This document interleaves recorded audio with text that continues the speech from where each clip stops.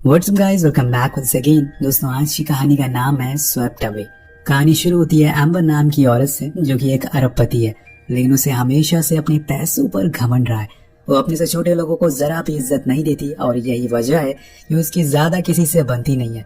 एक दिन एम्बर और उसके साथ वाले लोग प्राइवेट जेट से एक बीच पर जाते हैं और वहां पर ये शिप से कुछ दिन के लिए स्टे करेंगे। अब कैप्टन सभी लोगों से हाथ मिलाता है और उन्हें अच्छे से ग्रीट करता है, लेकिन एम्बर उन्हें ज्यादा भाव नहीं देती है और बिना हाथ मिलाए अंदर चली जाती है। जैसे कि हम उसका नेचर जानते हैं, उसी दौरान हम माइक नाम के आदमी को भी देखते हैं जो उसे शिप में क्लीनिंग का काम करता है। वो एम्बर से कुछ खास खुश नहीं था। उसने आते ही सबको ऑर्डर देना शुरू कर दिया था। अब माइक भी उसके सामान को लेकर उसके पीछे पीछे रूम तक जाता है और फिर वापस जाने लगता है, लेकिन एम्बर उसे रोक कर कहती है कि क्या इस शिप में जिम है। वो मना करता है, लेकिन कुछ देर बाद वो कार्डियो साइकिल ला कर देता है और कहता है कि मैम आप इसे इस्तेमाल कर सकती हैं।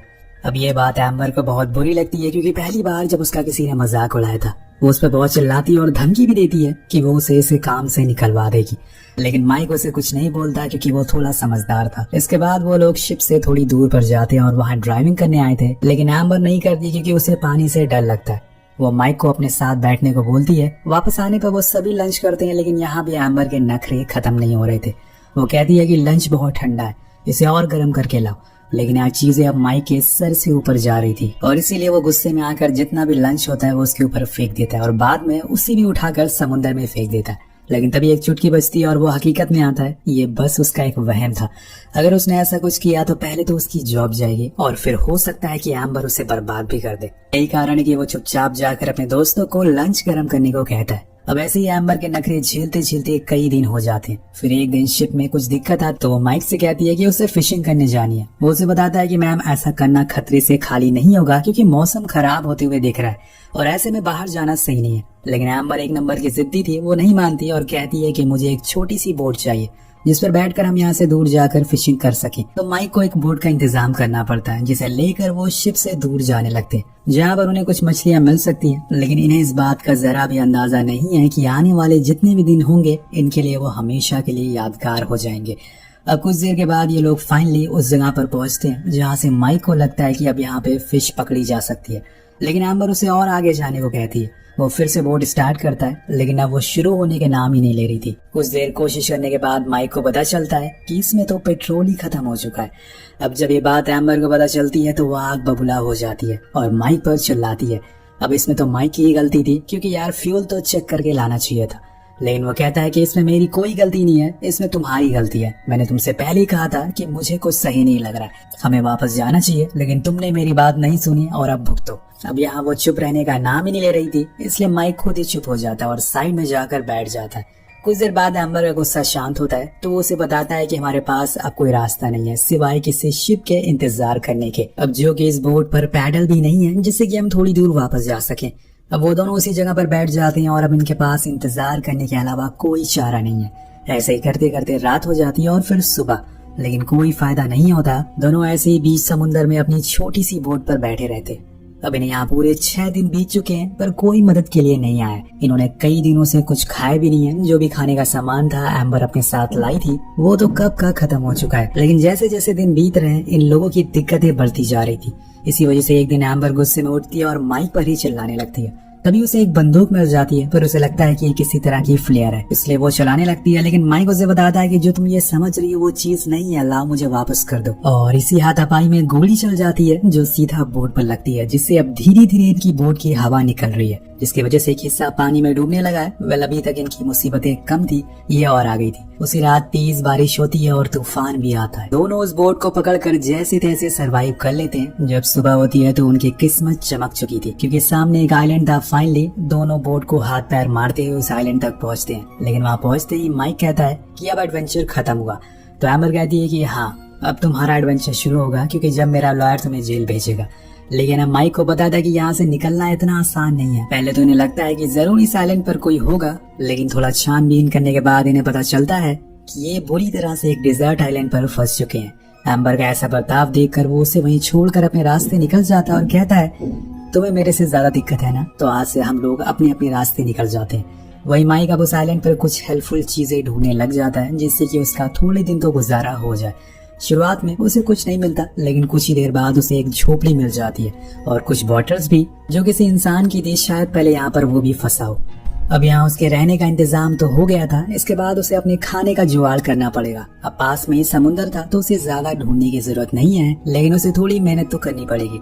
इसलिए वो सबसे पहले एक नुकीले हथियार बनाता है जिससे कि वो फिश को पकड़ सके, और फिर बड़ी चालाकी से एक फिश को पकड़ लेता है और आकर उसे घर के पास आग जलाता है और आराम से खाने लगता है। वहीं दूसरी ओर एम्बर ने पूरे आइलैंड का चक्कर लगा लिया था, लेकिन उसे कहीं कुछ दिखाई नहीं दे रहा था। उसने अपनी पूरी जिंदगी एक एसी रूम में बिताई थी और एक चुटकी बजाने से उसे सब कुछ मिल गया था, लेकिन यहाँ पे उसे अपना गुजारा करने के लिए उसे अपने साहस और दिमाग की जरूरत पड़ने वाली है, जो कि उसके पास है ही नहीं। असल में दोस्तों, आपको इस कहानी में दो पहलू देखने को मिलेंगे। पहला ये कि कैसे एक गरीब आदमी अपनी जरूरतों को पूरा करने के लिए कोशिश करता है। अब इतनी देर चलने के बाद एम्बर थक कर वहीं बैठ जाती है। तभी उसकी नजर माइक पर पड़ती है, जो आराम से फिश खा रहा था। उसे देखकर एम्बर को जलन होने लगती है, लेकिन उसे भूख भी लगी थी, इसलिए अब उसे ईगो छोड़कर माइक से खाने की रिक्वेस्ट करनी होगी, क्योंकि अगर वो ईगो में रही तो भूखी मारी जाएगी। वो उसके पास जाती है और रिक्वेस्ट करती है कि एक मछली मुझे दे दो, लेकिन वो मना कर देता है क्योंकि उसमें जो उसके साथ शिप पर किया था वो अभी भूला नहीं है और अब वो इतनी आसानी से उसे खाना तो नहीं देने वाला है। वो जाने लगता है, लेकिन गुस्से में एम्बर उस पर मिट्टी फेंक देती है और ये माइक से बर्दाश्त नहीं होता। वो सीधा एक उसे चाटा जड़ देता है और कहता है कि अगर तुम्हें खाना चाहिए तो मेरी कुछ शर्तें हैं जो तुम्हें माननी होंगी। पहली शर्त कि तुम दोबारा मेरी बेइज्जती नहीं करोगी। दूसरी, यहाँ बॉस मैं हूँ, अगर तुम्हें कुछ चाहिए तो तुम्हें उसे कमाना होगा। तीसरा ये कि अब से तुम मेरे सारे कपड़े धोगी और मुझे मास्टर कहकर पुकारोगी। मतलब दोस्तों, माइक उसे सही बदला ले रहा है। अब एम्बर मान जाती है क्योंकि उसके पास कोई ऑप्शन नहीं था, इसलिए अब उसके सारे काम करने लग जाती है, लेकिन गुस्से में। अब माइक मछलियां पकड़ कर लाता है और वो उसे बनाती है। इसके बाद वो उसके कपड़ों को भी धोती है और कुछ दिन ऐसे ही बीत जाते हैं। वो आग भी जलाना सीख गई थी, लेकिन माइक बहुत ही रूड बिहेव करता है उसे एम्बर के लिए। वो उसे ना तो घर में सोने देता है और ना ही सही से कुछ खाने को देता है। माइक कहता है कि अगर तुम्हें सोना है तो मेरे बेड पर सोना होगा। एम्बर भी कम नहीं थी, वो कहती है कि मैं किसी जानवर के साथ सो लूंगी, लेकिन तुम्हें किस कभी नहीं करूंगी। अब यहाँ सिचुएशन थोड़ी उल्टी होने लगती है। माइक का बिहेवियर ज्यादा रूडली होने लगा था, पर पूरे आइलैंड पर बस वही दोनों अकेले ही थे, इसलिए उन्हें मजबूरन एक दूसरे से बात करनी पड़ती है, जिसकी वजह से उनके बीच में एक अंडरस्टैंडिंग होने लगती है। एक दिन दोनों ऐसे ही मछलियां पकड़ रहे होते हैं, उसी दौरान माइक उसके करीब आ जाता है और कहता है, अब वो अपनी सारी हदों को पार कर देता है और उससे बदतमीजी करने लगता है, लेकिन फिर रुक जाता है क्योंकि माइक को यहाँ पर एम्बर से सच्चा प्यार हो गया था। वो बस दिखाना चाहता था कि ईगो हर किसी में होता है, लेकिन अपना ईगो, अपने घमंड को अपने नीचे वाले लोगों पर नहीं निकालना चाहिए। और फिर वहाँ से चला जाता है, जिसके बाद एम्बर को समझ आता है कि वो वैसा नहीं है जैसा कि वो उसे समझती है, इसलिए वो उसके पास जाकर उसे माफी मांगती है। वो भी उसे पसंद करने लगी थी। उस दिन के बाद से वो दोनों काफी अच्छे दोस्त बन जाते हैं और सारे कामों को आधा आधा करके बांट भी लेते हैं। लेकिन यहाँ एम्बर को कहीं न कहीं ये समझ आ गया था कि बस पैसा ही सब कुछ नहीं होता, और उन पैसों ने ही उसे घमंडी बना दिया था। अब दोनों हर रोज अपने दिनों को अच्छे से जीना शुरू कर देते हैं। दोनों एक दूसरे के काफी करीब भी आ चुके थे। कहीं न कहीं एम्बर को माइक पसंद आने लगा था। वो उससे कहता है कि तुमने उस दिन मेरी कितनी बेइज्जती करी थी। एम्बर बताती है कि हर चीज के पीछे एक वजह थी। मेरे हस्बैंड के साथ मेरा डिवोर्स होने वाला है, जिस वजह से मैं बहुत ही इरिटेट हो चुकी थी और सभी के ऊपर चिल्ला रही थी। और ये बताते हुए वो रोने लगती है, तो माइक उसे फिर से संभालता है। इसके बाद से यहाँ पर उनके लिए एक नए जीवन की शुरुआत होती है। लेकिन एक दिन जब एम्बर लकड़ियां ढूंढ रही थी, तभी उसे एक क्रूज दिखाई देता है, एक शिप दिखाई देता है जो किनारे पर ही खड़ी थी। वो पहले तो आवाज लगाने की सोचती है, लेकिन बाद में रुक जाती है। उसे शायद अब वो दुनिया पसंद नहीं है जहाँ सिर्फ पैसों का मोल है, इसलिए उसने यही रहने का फैसला कर लिया है। लेकिन तभी वहाँ माइक आता है और उस क्रूज वाले को बुलाने लगता है, पर एम्बर उसे ऐसा करने से रोकती है और कहती है कि माइक प्लीज चुप रहो। माइक कहता है कि लेकिन तुम ऐसा क्यों कर रही हो? तुमने कहा था कि तुम मुझसे प्यार करती हो, मुझे प्रूफ चाहिए। एम्बर कहती है कि मैं आज तक इससे पहले कभी इतनी खुश नहीं थी, इससे ज्यादा प्रूफ मैं तुम्हें क्या दूं? मुझे वापस नहीं जाना है, मैं नहीं चाहती कि हर रोज मुझे कोई जज करे। माइक कहता है कि अगर तुम मुझसे प्यार करती हो तो दुनिया में कहीं भी प्यार करती रहोगी। एम्बर उसे समझाती है कि अगर हम उस दुनिया में गए तो हम लोग अलग हो जाएंगे, प्लीज ऐसा मत करो, मुझे तुम्हारे साथ रहना है, आई लव यू। लेकिन माइक बार बार कहता है कि मुझे प्रूफ चाहिए, मैं जानता हूँ कि तुम बदल जाओगी। खैर, अब ये लोग उस क्रूज पर बैठ जाते हैं और इस बारे में एम्बर के हस्बैंड विकी को भी बताया जाता है, तो वो भी फौरन पोर्ट पर आता है एम्बर को लेने के लिए। लेकिन जब वो माइक को जिंदा देखता है तो उसे थैंक यू कहता है, क्योंकि उसने उसकी वाइफ को इतने दिनों तक बचा कर रखा। लेकिन यहाँ माइक एम्बर को देखकर एक हल्की सी स्माइल देता है और फिर वहाँ से चला जाता है। शायद उसे ये पता चल चुका था कि अब वो दोनों साथ नहीं हो सकते, या फिर उसने यहाँ आकर गलती कर दी। ये सब तो उसे आगे जाकर पता चलेगा। अब यहाँ से वो एक बार में जाता है, लेकिन तभी वहाँ पर एक आदमी आता है जो विकी का आदमी था। उसके हाथों में पैसों से भरा हुआ बैग था जो विकी ने दिया था माइक को देने के लिए। ये एक तरीके का इनाम था क्योंकि उसने उसकी वाइफ की जान बचाई थी। लेकिन माइक उस आदमी को धक्के मार कर वहाँ से भगा देता है, लेकिन वो आदमी बैग वहीं छोड़ देता है और जब माइक उसके खोलता है तो उसमें पैसे भरे हुए थे, जिसे लेकर वो जाने लगता है। पर बीच में उसकी नजर एक शॉप पर पड़ती है जहाँ पर काफी सारी एक्सपेंसिव रिंग थी। माइक उन्हीं पैसों से एक रिंग लेता है, यानी कि उसने फैसला कर लिया है कि वो एम्बर से शादी करके रहेगा और इसीलिए वो उसे कॉल लगाता है। एम्बर से कहता है कि मैं तुम्हें बहुत मिस कर रहा हूँ। वो कहती है कि तुमने जो भी फैसला लिया है मैं वो करने को तैयार हूँ, बस वो हमारे लिए सही होना चाहिए। अगर तुम चाहते हो कि हम दोनों साथ रहें तो एक लेटर लिखो, मेरे होटल के रिसेप्शन पर छोड़ दो एम्बर के नाम से। तो वो मान जाता है और फिर वो उस लेटर में लिखता है कि मैं तुम्हारा कोस्ट गार्ड पर वेट करूंगा, जैसे ही तुम्हें ये लेटर मिले अपना सामान लेकर यहाँ आ जाना। जिसके बाद हम लोग ये सब छोड़कर लंदन चले जाएंगे और अपनी नई जिंदगी की शुरुआत करेंगे। अब वो उस लेटर को रिसेप्शन पर छोड़ देता है, लेकिन उसकी किस्मत शुरू से ही खराब थी क्योंकि सुबह एम्बर से पहले वहाँ विकी आ जाता है और वो रिसेप्शन पर पड़े हुए लेटर को देख लेता है और सब कुछ समझ जाता है कि आखिर इतने दिनों तक वहाँ पर चला क्या था।